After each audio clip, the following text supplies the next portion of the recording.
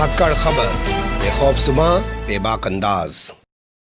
धाकड़ खबर में आपका स्वागत है। मैं आपके साथ हूं अकरम रईस खान। आपको पता है, लव जिहाद को लेकर उत्तर प्रदेश की आदित्यनाथ योगी सरकार एक अध्यादेश यानी कि ऑर्डिनेंस जारी कर चुकी है। राज्यपाल आनंदीबेन पटेल ने भी उस पर दस्तखत कर दिए हैं और उसके बाद सबसे पहली एफआईआर उत्तर प्रदेश के बरेली में दर्ज भी हो गई है। लेकिन बहुत सारे सवाल अभी भी बाकी हैं। सवाल इसलिए बाकी हैं क्योंकि जो ड्राफ्ट तैयार करने वाली कमेटी थी, उसके जो चेयरमैन थे, जो उत्तर प्रदेश लॉ कमीशन के चेयरमैन हैं जस्टिस एएन मित्तल, हमारे साथ पहले भी जुड़ चुके हैं। उन्होंने पूरे ड्राफ्ट के बारे में जानकारी दी, बताया था कि 30 दिन का नोटिफिकेशन होगा। लेकिन अब पता चल रहा है जो अध्यादेश जारी हुआ है कि उसमें 60 दिन का नोटिफिकेशन होगा। मध्य प्रदेश की सरकार कह रही थी कि हम 5 साल की सजा देंगे, लेकिन उत्तर प्रदेश की सरकार के अध्यादेश में साफ हो रहा है कि 10 साल की सजा दी जाएगी। तो बहुत सारे सवाल हैं, उन्हीं के आसपास अपनी बातचीत को रखने की कोशिश करेंगे। फिर से एक बार हमारे साथ जुड़ रहे हैं जस्टिस एएन मित्तल साहब, जिनका पूरा नाम आदित्यनाथ मित्तल जी है। बहुत शुक्रिया सर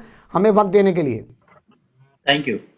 मेरा पहला सवाल यही है, आप तो कह रहे थे कि 30 दिन का नोटिफिकेशन होगा, 60 दिन का नोटिफिकेशन हुआ है। देखिए, हमने जो ड्राफ्ट बना करके दिया था उसमें 30 दिन का ही पीरियड रखा था जी। और मैंने आपको पहले भी बताया था कि ये गवर्नमेंट का प्रोरोगेटिव है जी। संबंधित प्रशासकीय विभाग का प्रोरोगेटिव है कि उस ड्राफ्ट में चेंजेस कर सकें जी। हमारी रिकमेंडेशन केवल रिकमेंडेटरी होती हैं, बाध्यकारी नहीं होती हैं जी। तो उन्होंने अगर 1 महीने से बढ़ा करके 60 दिन कर दिया है तो इसमें कोई गलत बात नहीं है जी। क्या बेहतर नहीं होना चाहिए था कि स्पेशल मैरिज एक्ट में पहले 30 दिन का नोटिफिकेशन होता था, लोग स्पेशल मैरिज एक्ट में जाके शादियां नहीं करते थे, थोड़ा वक्त को कम किया जाता, वक्त को और बढ़ा दिया गया है, दिक्कतें ज्यादा खड़ी की जा रही हैं।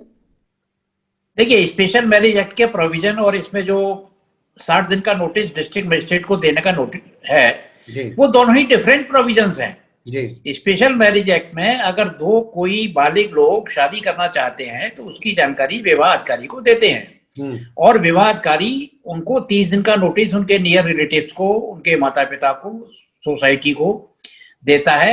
इसमें जो 60 दिन का पीरियड किया गया है वर्तमान अध्यादेश में, 60 दिन का पीरियड इसलिए किया गया है कि जिला मजिस्ट्रेट को हो सकता है कि जांच करने में थोड़ा अधिक समय लगे, पुलिस के माध्यम से जांच करानी होगी, तो 60 दिन का नोटिस दिए जाने से कोई इसमें ना तो गैरकानूनी है और ना ही किसी प्रकार से कोई गलत है। संचार क्रांति के दौर में हम लोग जी रहे हैं सर। जो काम पहले महीनों में होता था वो आज घंटों में होने लगा है, जो घंटों में होता था वो मिनटों सेकंडों में होने लगा है। लेकिन इस कानून के जरिए तो दिक्कतें और ज्यादा खड़ी कर दी गई हैं। आसान कहाँ हुआ ये कानून? जी नहीं, बिल्कुल मैं आपसे बिल्कुल इत्तेफाक नहीं रखता हूं। संचार क्रांति के माध्यम से आप कोई चीज पता कर सकते हैं, पर जहां फिजिकल वेरिफिकेशन की सवाल है, हो सकता है कि वो बंदा जिसने डिस्ट्रिक्ट मजिस्ट्रेट के अप्लाई किया है वो उस जिले का ना रहने वाला हो, किसी दूसरे जिले का रहने वाला हो, किसी दूसरे स्टेट का रहने वाला हो, तो ऐसे मामलों में समय लगना स्वाभाविक है। और पुलिस के पास या डिस्ट्रिक्ट मजिस्ट्रेट के पास केवल यही काम नहीं है कि उसकी एप्लीकेशन को डिस्पोज ऑफ करे। पुलिस के पास या प्रशासन के पास और भी बहुत से काम रहते हैं, तो मैं इसे किसी भी रूप में गलत नहीं मानता। मध्य प्रदेश वालों ने कहा कि हमारे यहाँ 5 साल की सजा होगी, आपने भी कुछ ऐसा ही बताया था, लेकिन अब खबर आ रही है कि 10 साल की सजा का प्रावधान किया गया है। देखिए, इसमें 3 कैटेगरीज हैं जी। पहली कैटेगरी यह है कि अगर कोई अनलॉफुल कन्वर्जन करता है तो उसको मिनिमम 1 साल की सजा और अधिकतम 5 साल की सजा जी। और न्यूनतम 15,000 रुपये जुर्माना हो सकता है।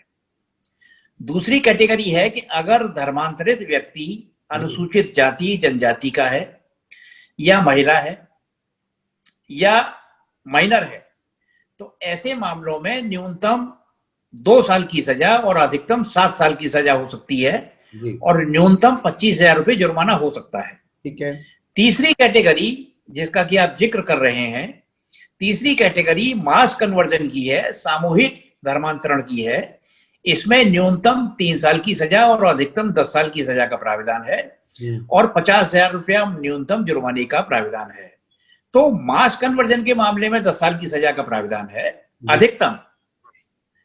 आपने बात की सामूहिक धर्म परिवर्तन की और बताया कि 10 साल की सजा है और जुर्माना भी है। क्या ये फैसला जो अभी लिया गया है सामूहिक धर्म परिवर्तन का, वो इसलिए लिया गया क्योंकि गाजियाबाद के करेड़ा गांव में वाल्मीकि समाज के 236 लोगों ने हिंदू धर्म छोड़ दिया और बौद्ध धर्म इख्तियार कर लिया, क्योंकि आपने तो जो ये ड्राफ्ट तैयार किया था ये तो नवंबर 2019 से पेंडिंग पड़ा हुआ था सर। देखिए, ड्राफ्ट हमारा नवंबर 2019 में जरूर तैयार हुआ था, परंतु हमने आजादी के बाद से अब तक की सारी घटनाओं की उसमें अध्ययन किया है। हमने उत्तर प्रदेश की विधानसभा में समय समय पर पूछे गए प्रश्नों का जो धर्म परिवर्तन से संबंध रखते हैं उनको प्रश्नों को इकट्ठा किया, उस पर सरकार के जो जवाब थे उनको इकट्ठा किया।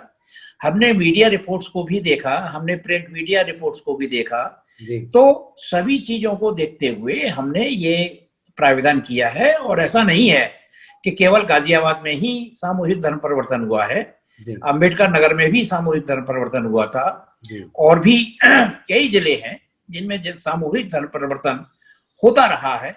तो इसका गाजियाबाद की घटना से कोई लिंक नहीं है विशेष रूप से। इस कानून को जो आपने बनाया है, कहा तो इसको जा रहा है धर्म परिवर्तन अधिनियम 2020, लेकिन क्या आपको नहीं लगता कि ये लव जिहाद पे चोट कर रहा है कि असल में धर्म परिवर्तन पे चोट कर रहा है? ये क्लियर थोड़ा हो जाए सर। ये पूरी तरह धर्म परिवर्तन पर चोट कर रहा है। कहीं भी इसमें लव जिहाद को टारगेट नहीं किया गया है, ना ही लव जिहाद नाम का शब्द अध्यादेश में या हमारी रिपोर्ट में इस्तेमाल किया गया है। मैं आपको फिर बता दूं, फिर आपको क्लियर कर दूं, कोई भी दो धर्मों के आदमी और औरत अपनी मर्जी से अगर वो बालिग हैं तो वो शादी या निकाह कर सकते हैं, कहीं कोई रोक नहीं है। रोक वहां है जहां निकाह या शादी कर लेने के बाद दूसरे व्यक्ति पर यह दबाव डाला जाता है कि वो अपना धर्म परिवर्तन करे, और वो दबाव हम इस कानून के माध्यम से उस दबाव को समाप्त करना चाहते हैं। अगर कोई व्यक्ति स्वेच्छा से, अपनी मर्जी से, बिना किसी दबाव के, बिना किसी भय के, बिना किसी लालच के, बिना किसी मिसरिप्रेजेंटेशन के अगर अपना धर्म परिवर्तन करता है या वही धर्म रखना चाहता है, देखिए जरूरी नहीं है कि दो धर्मों के बीच युवक युवती अगर शादी करते हैं तो उनको धर्म परिवर्तन करना पड़े। मैंने आपको पहले भी उदाहरण दिए हैं कि सैफ अली खान ने करीना कपूर से शादी की, सचिन पायलट साहब की जो पत्नी है वो अब्दुल्ला साहब की बेटी है। बॉलीवुड में पॉलिटिशियंस में हजारों ऐसे आपको उदाहरण मिल जाएंगे जिसमें दो रिलीजन्स के लोगों ने आपस में शादी की है। पर एक चीज आप खास तौर पर देखेंगे कि 99% में ना तो उन्होंने अपना नाम बदला है और ना ही उन्होंने अपना धर्म बदला है। अगर केवल बदला है तो अपना एक सरनेम बदल दिया है, और सरनेम बदलने की हमारे भारत में एक परंपरा है, प्रचलित परंपरा है।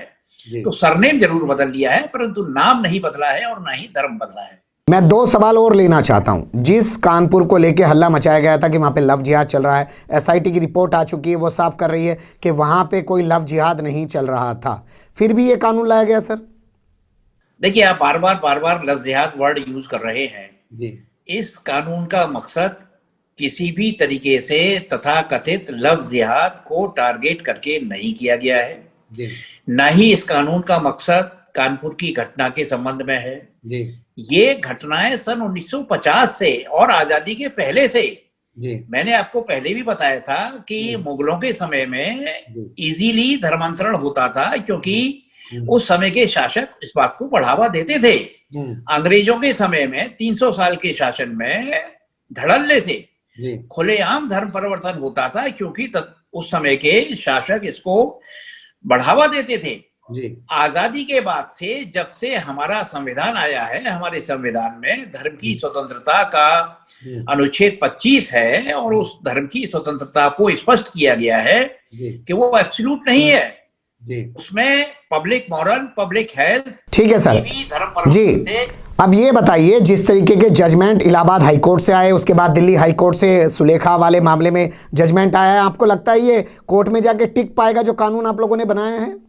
निश्चित रूप से टिक पाएगा, क्योंकि जो कोर्ट की जो जजमेंट हैं, वो जजमेंट आप चाहे इलाहाबाद उच्च न्यायालय का देख लीजिए, चाहे दिल्ली उच्च न्यायालय का देख लीजिए, उस कानून में माननीय उच्च न्यायालयों ने ये कहा है कि कोई भी दो बालिग व्यक्ति, चाहे वो विभिन्न धर्मों के हों, अपनी मर्जी से शादी कर सकते हैं। ठीक है। हमारे कानून में भी अपनी मर्जी से शादी करने पर किसी भी प्रकार की कोई रोक नहीं है, केवल और केवल अनलॉफुल कन्वर्जन को हिट करता है। ये किसी भी प्रकार से किसी भी कानूनी व्यवस्था को और किसी भी जजमेंट को हिट नहीं करता है। चलिए मैं फिर ये बार बार आपसे पूछना चाहूंगा कि आप जो है जी शादी होने के बाद या शादी होने से पहले धर्म परिवर्तन पर जोर क्यों दे रहे हैं? ठीक है सर। आप क्यों जोर दे रहे हैं आप इस बात पर?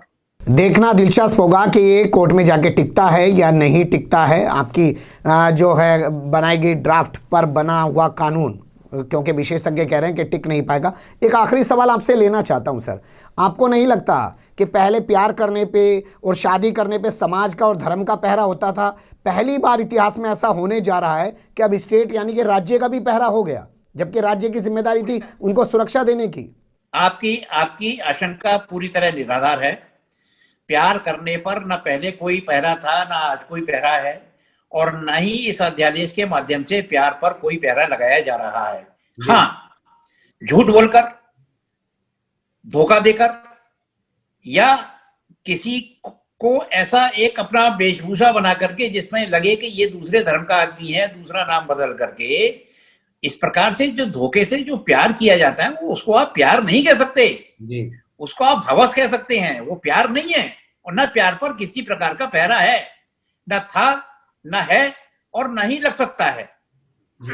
बहुत शुक्रिया। न प्यार पे पहरा था, न है, न लग सकता है। लेकिन देखना दिलचस्प होगा कि ये कानून कोर्ट में टिक पाता है या नहीं, क्योंकि तमाम लोग कह रहे हैं कि जब ये सुप्रीम कोर्ट में जाएगा और संविधान के हवाले से बात की जाएगी तो सुप्रीम कोर्ट इस कानून को निराधार साबित कर देगा, रद्द कर देगा। देखना दिलचस्प होगा क्या। आपने वक्त निकाला, हमारे साथ जुड़े, बहुत शुक्रिया आपका एक बार फिर से सर।